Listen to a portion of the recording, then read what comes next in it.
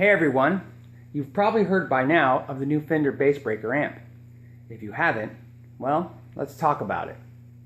You're probably noticing I'm talking a little slower than I normally do, and there's a reason for that, because it's to honor someone who plays a little slow. So, let's get into it, shall we? Okay, so Fender has a new series called the Bassbreaker line. If you're not familiar, they did for a short time in the past make an amp called the Bassbreaker. It's basically supposed to be based off of the Fender Bassman 59 series, that Bassman era of amplifiers. But there's a twist to this that I don't think everybody saw coming. And I don't know if Fender intended this to happen, but it did. Let's show you a couple things. This is the 7-watter.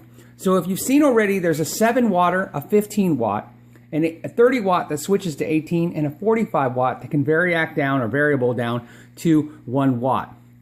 This head has no reverb, so let's go over the controls real fast. Very simple. Gain, bass, middle, treble, master. But this is the important part. Treble boost. It's called treble boost because it boosts the gain, and it also boosts the treble at the same time, but it's foot switchable.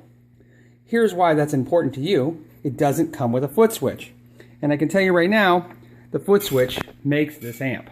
So you're going to have to spend another $19.99 for a foot switch. If you're buying online, you want to make sure that you email them and let them know you would like to add the additional Fender foot switch for $19.99. This foot switch is not proprietary. It can be used, any foot switch will work. In fact, the switch that Fender's using is a standard single plunger foot switch. In fact, I just grabbed one from the shop and it works perfectly fine. Okay, I want to give you some sound samples and then talk about the amp series. So if you're like me, you didn't know the Bassbreaker amp was coming and you didn't know what it was. I didn't know what it was. I never heard of the Bassbreaker. I had to Google it after they told me what the heck it was, that they even made one before. And I was shocked.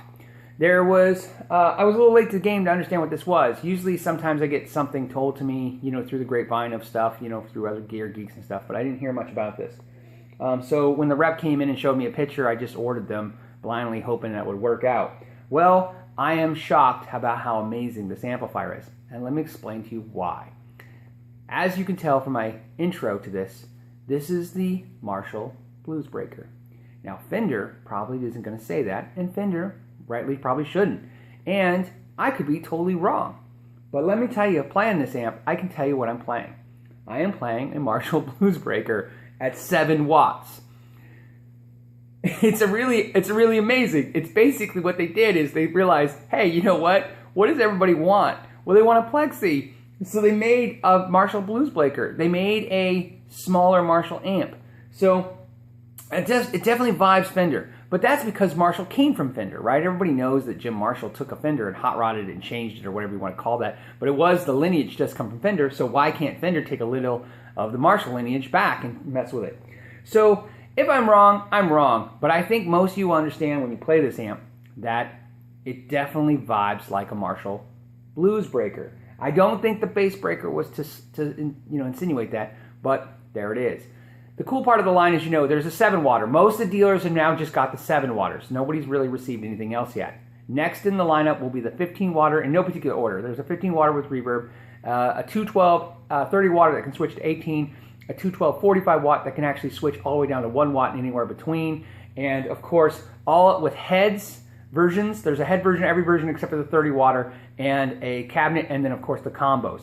And so we're going to do with the 7-watter. I'm running the 112 cabinet. Everything you hear audio-wise will be coming through an SM57 straight into a flat mixing board into the mic, so you can get a true idea of what's going on. So let me go to it. I'm going to show you some sound samples. So let's get to that.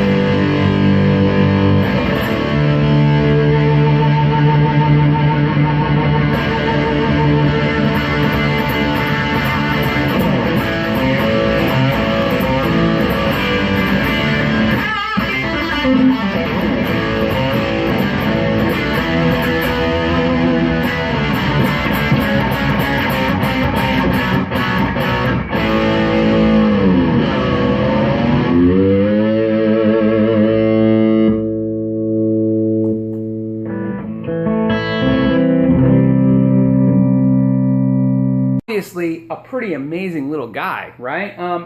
The only downfall right now is that we don't know what's to come. There's the 15 watt, which will be out by November.